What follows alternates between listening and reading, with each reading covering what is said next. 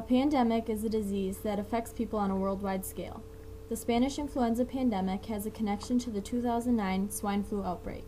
Survivors of the 1918 flu virus had some immunity against the newest flu outbreak. The 1918 flu outbreak had a huge impact on sterilization in hospitals and at homes, and not long after, doctors began looking for a vaccine to immunize patients to the flu. Usually, the very young and the old are the ones to die from deadly diseases. Their bodies normally are not strong enough.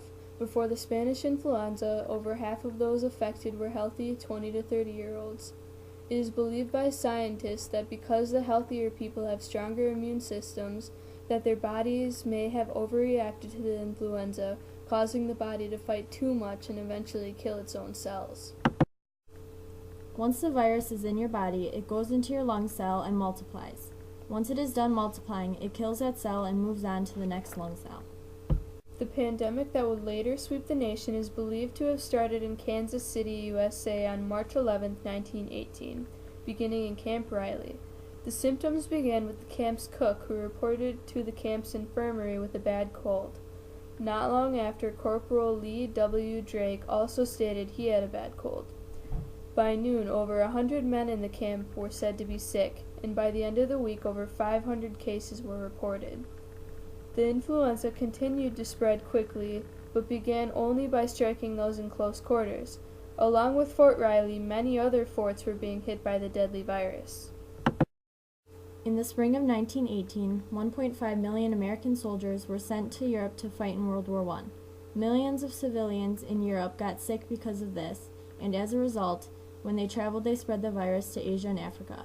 By the end of the summer, the influenza became a worldwide crisis.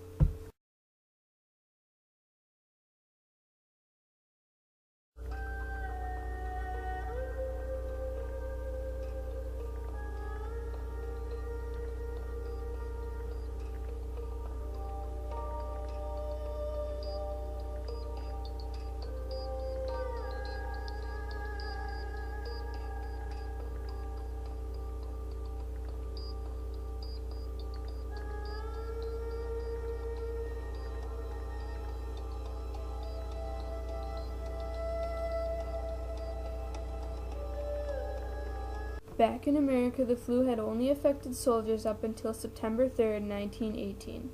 The first case of a civilian catching the flu was reported in Boston with the same symptoms as the camp's cook. By October 1st, there were more than 75,000 known cases in Massachusetts. Others began hearing about what was happening. One city that was hit hardest by the flu was Philadelphia. On September 28th, more than 200,000 people went to a parade held to raise money for the war and caught the influenza. It didn't take long for the virus to spread among the crowds of people. Just 1 week later, around 250 people died because of the flu. The next day, 289 people died, and by October 16th, more than 700 people had died. The effect was massive. The average lifespan was depressed by up to 10 years because of the epidemic, and with 1/5 of the world's population infected, it was impossible to escape from the illness.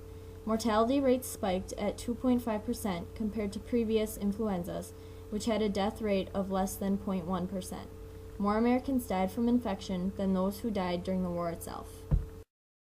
Funerals were limited to 15 minutes, and coffins were scarce, so soldiers and citizens were forced to dig mass graves for the deceased. Not only were the death rates affected, the policies within cities were implemented more than they had ever been before. Many towns required signed certificates to prove they weren't sick with influenza, and railroad stations would not accept passengers without them. Citizens had to wear masks in public, and ill patients were quarantined and isolated from others. Instead of going to the hospital, the sick would go to pest houses where patients would wait for death. This pandemic would be remembered around the world and had a huge impact on the world today. The Spanish influenza affects us today by opening the public's eye to the importance of sterilizing and getting vaccines annually.